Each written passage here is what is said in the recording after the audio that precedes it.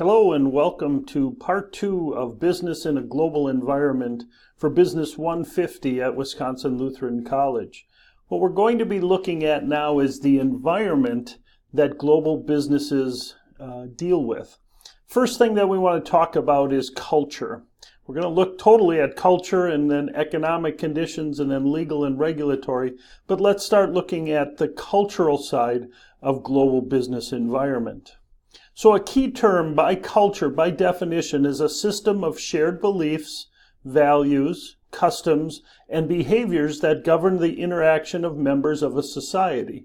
So if you think about here in the United States, our culture is such one of shared beliefs, values, customs, behaviors, things that we hold near and dear to us, shared beliefs. We are a very patriotic country. We are, for the most part, a very religious country. We hold hard-working values, and there are customs that we espouse to. So a culture is, again, these shared beliefs, values, customs, and behaviors that govern how we interact with certain members of our society.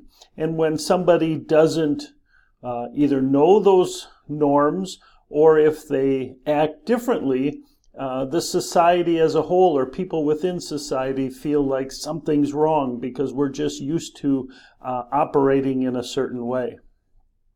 So some things where you can see the culture environment is first and foremost in the language. Obviously, many languages are different country to country, but then in certain countries there's also multiple languages, or even here in the United States there's different dialects that we've become accustomed to.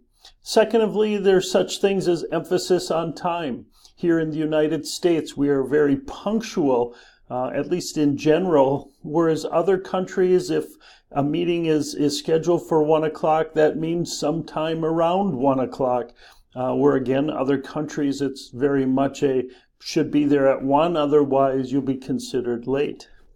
You know, there's a activity called sociability, and sociologists have divided that between high context and low context.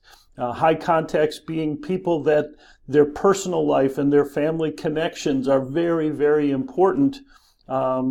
Whereas in a low context, personal and work relationships are more compartmentalized.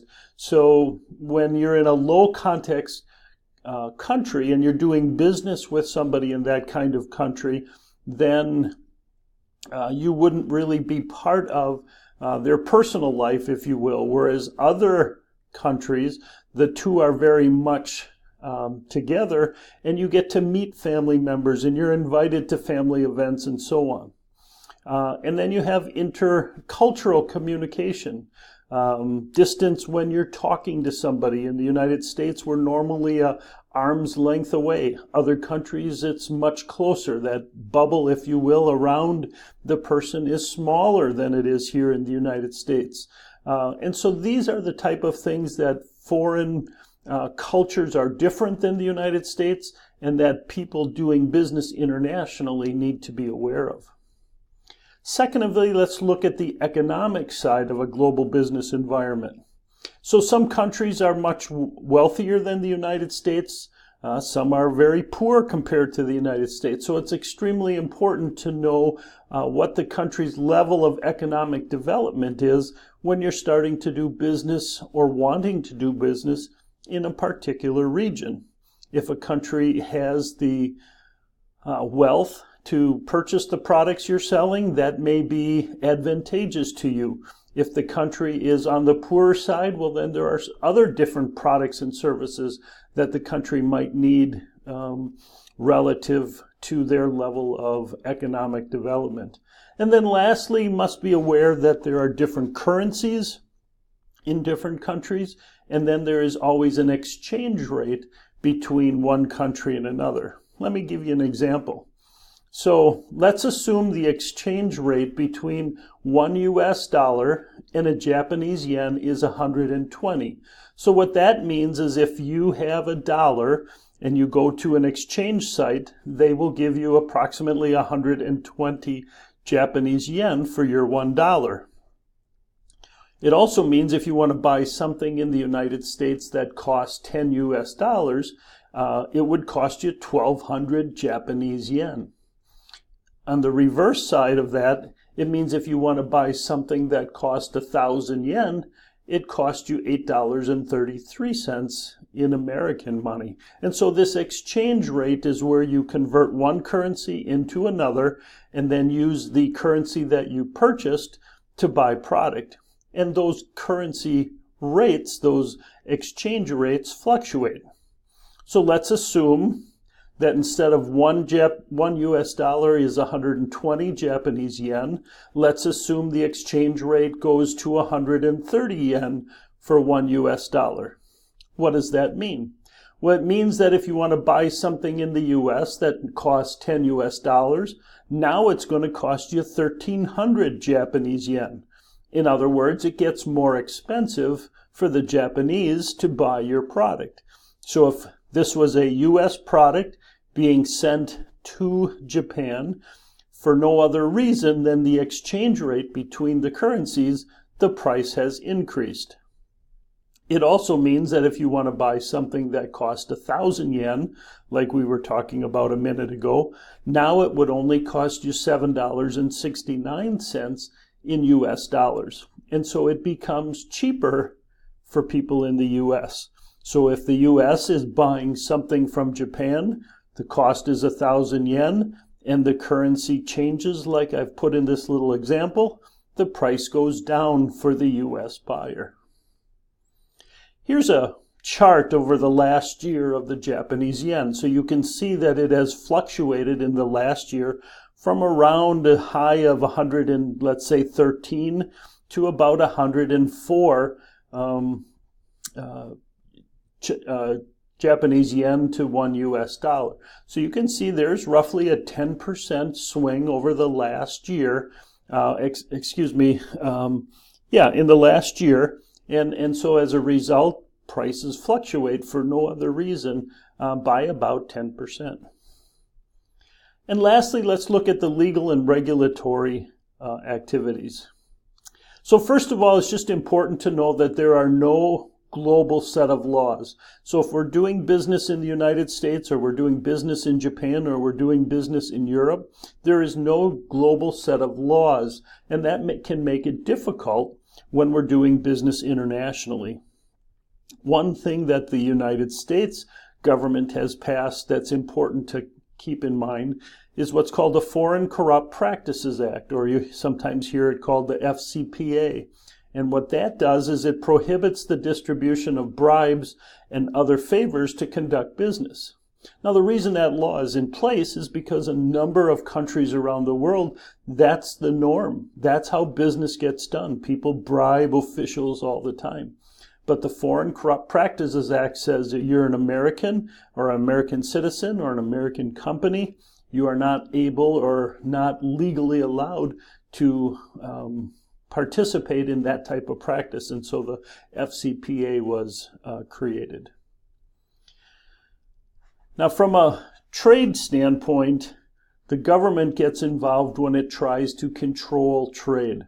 And they do that with in a number of ways called tariffs, quotas, or embargoes. So first of all, tariff is a tax that the government puts on a product that is coming into the United States. They do that in order to make the domestic product either more people have a greater need or want for domestic products, or at least to make them at least competitive with products coming in from overseas. And so if I'm buying a sweater from overseas and it cost me $5 for a sweater, the government might have a 20% tariff on it. And so when the product comes in, it was $5, they add 20%, or 20% gets paid to the government. And now if I'm the importer of that sweater, now my sweater costs me $6 versus the $5. And it makes the domestic products more appealing. If we take that, another step is the government can put in place what they call quotas. And quotas are a restriction on the amount of goods that can be brought into a country.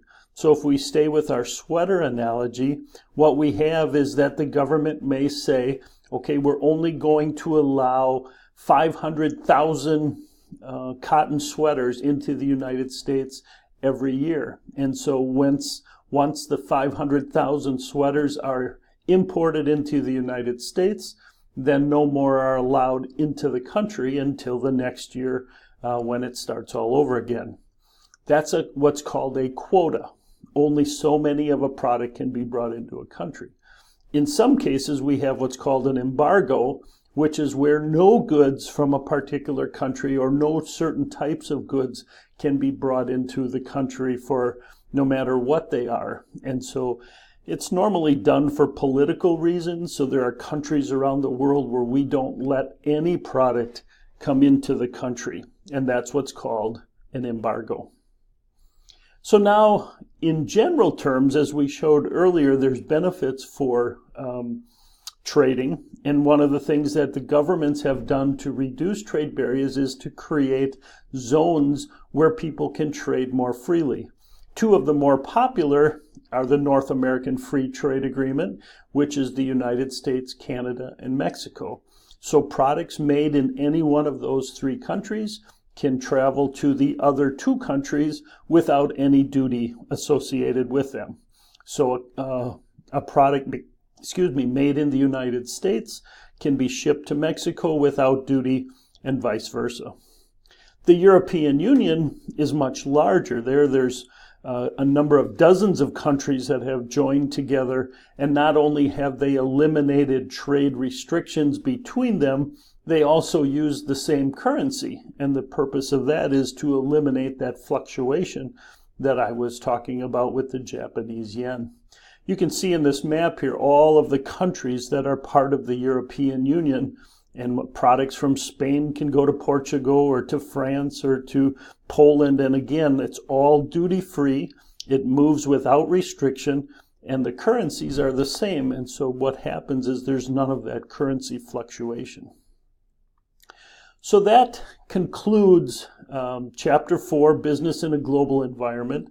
Again, we talked about the economic and the cultural issues that are faced, as well as the trade barriers that certain countries put into place. And then we started with the idea of imports, exports, and other ways that people do business. I hope this has been helpful. Thank you and have a great day.